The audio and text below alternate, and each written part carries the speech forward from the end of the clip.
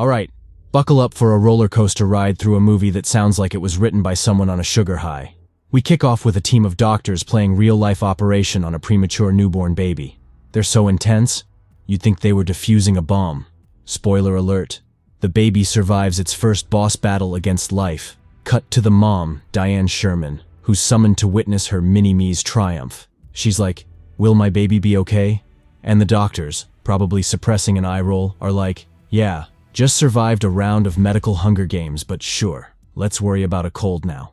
Next up, meet Chloe, the protagonist with a health record longer than a CVS receipt. She's juggling not one, not two, but 5 major diseases. Asthma, diabetes, paralysis, you name it, Chloe's got the limited edition of it. Her daily routine, popping pills and checking her blood sugar as if she's trying to beat her high score in a very mundane video game. But wait, there's more. Chloe isn't just a walking WebMD page, she's also a brainiac with dreams of hitting the books at a top-notch university. She sends her college application with the enthusiasm of a kid sending letters to Santa. Every mail day is like Christmas, except Santa keeps ghosting her. Amidst all this, Chloe's also a DIY genius, whipping up gadgets and gizmos in her room.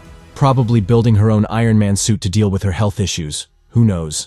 One day, Chloe hears a car and thinks, "Ah, the mailman blesses me today." Nope, it's just Mom back from her shopping spree. While Mom's busy chit-chatting on the phone, Chloe goes full-on detective mode and snoops through the grocery bag. Lo and behold, she finds chocolates and, plot twist, a mysterious green pill with her mom's name on it. At bedtime, Mom hands Chloe the green mystery pill. Chloe's like, "This has your name on it." And Mom's like, "It's just a clerical error, sweetie." Chloe, channeling her inner Sherlock Holmes, takes the pill but stores it for future investigation, because that's what normal teenagers do. The next day, driven by a cocktail of curiosity and paranoia, Chloe inspects the pill and finds her name under a sticker. Mom's been playing doctor, she thinks, and decides not to take the pill. Instead, she turns into a late-night hacker, trying to Google her way to the truth. But, oh no, the internet's down. Classic horror movie move. Meanwhile, someone's lurking in the shadows, because what's a mystery without a creeper in the corner? The next morning, Chloe's on a mission. She cold calls random people, asking them to Google her a mystery drug named Trigoxin, because apparently, that's more reliable than asking Siri. So our heroine found something very shocking. Her heart medicine, Trigoxin, is supposed to be as red as a stop sign, but hers is as green as the Grinch's fur on Christmas morning.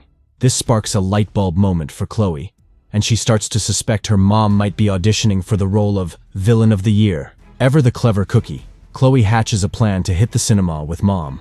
Why? To play teenage Sherlock Holmes, obviously. She tells Mom, "I need to use the restroom," which is secret code for, "I'm off to the pharmacy to crack this medical mystery." She bolts out of the cinema faster than a rabbit on a caffeine high. Upon reaching the pharmacy, she's greeted by a queue longer than the list of excuses a kid comes up with to avoid homework. But Chloe isn't deterred. She cuts the line with a sob story probably about saving the world, one pill at a time. Here comes the twist. The pharmacist, looking as puzzled as a koala in a math class, reveals that the green pill isn't Trigoxin, it's Ridacaine, a drug for dogs. Well, at least now we know why she has been having sudden urge to sniff everyone's butts and barking at the mailman. The pharmacist then casually drops the bombshell that this doggy drug could turn a human into a statue. Enter Diane, Chloe's mom, who crashes the party like a bull in a china shop, armed with an anesthetic. She injects Chloe because when you're in a pickle, why not add more drugs to the mix? Chloe wakes up back at home, now a prisoner in her own room. Diane, in full panic mode, locks her up and goes off to find more prescriptions online. Diane clearly has this whole parenting thing figured out. But Chloe, the teenage MacGyver, isn't one to be caged. She rigs up a makeshift escape kit with a solder, a blanket, and a mouthful of water. Then, in a move that defies every law of physics, she scales the roof like a ninja and breaks into the next room. The blanket? Because remember, kids, safety first. Even when you're breaking and entering. Just when you think Chloe's home free, her asthma decides to join the party. It's a race against time and wheezing lungs to get to her inhaler. She makes it, because this isn't just a story, it's a miracle on Elm Street. Chloe, now in her wheelchair, decides to make a break for it. But wait, the elevator's been sabotaged by Diane. Because who needs stairs when you can have a dramatic escape scene? Chloe ditches the wheelchair and starts an epic crawl down the stairs. but slips and rolls down like a human avalanche. And here's the M. Night Shyamalan twist. As she lies there, Chloe discovers she can move her toe. Turns out, not taking mom's doggy drugs was the best thing for her all along.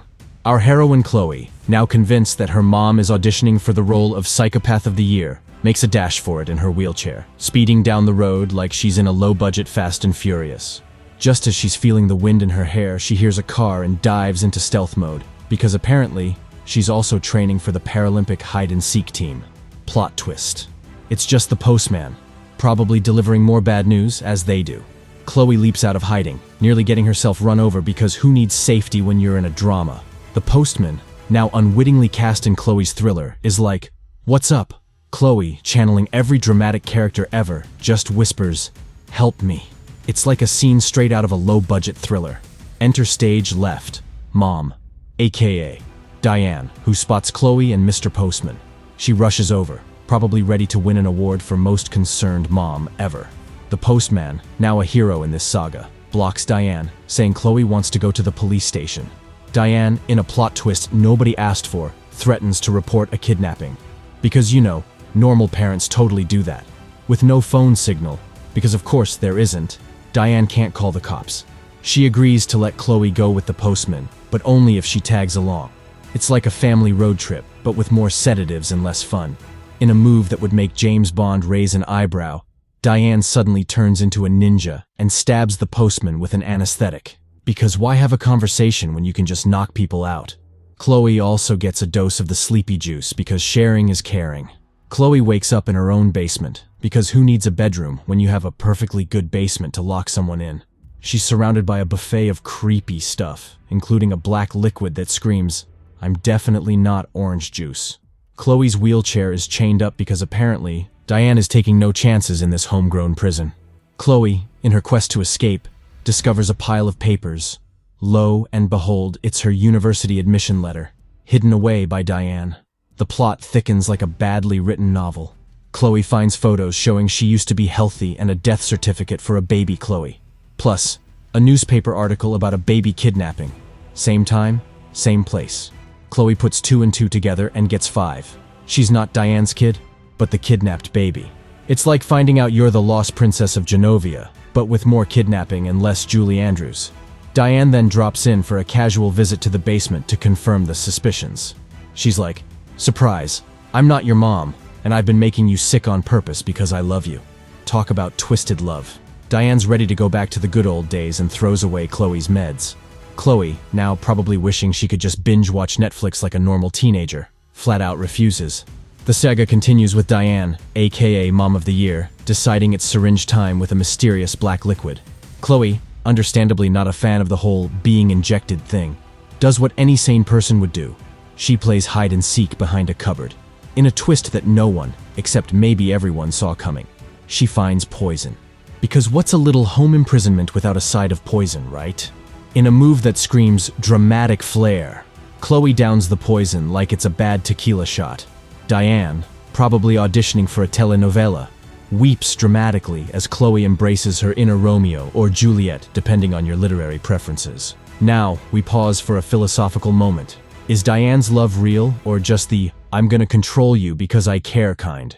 It's like asking if pineapple belongs on pizza, controversial and unsolvable. Back to the action. Poisoned Chloe gets a VIP ride to the hospital, where doctors manage to cure her because, apparently, they're also part-time miracle workers. Chloe, still playing charades because she can't talk, sees Diane doing her best impression of a creepy stalker, watching her from behind the glass. Chloe, realizing it's time for a game of Pictionary, signals for help. She's given a note and crayon because that's totally standard hospital equipment. As she's about to spill the beans, Diane, in a supervillain move, triggers the emergency alarm. Because why not add a little chaos to the mix? Diane then waltzes in, yanks out all Chloe's medical stuff, and starts a dramatic hospital escape. Chloe, still a genius, uses her newly functional legs to play break with her wheelchair. Just as they're about to make their grand escape, security arrives.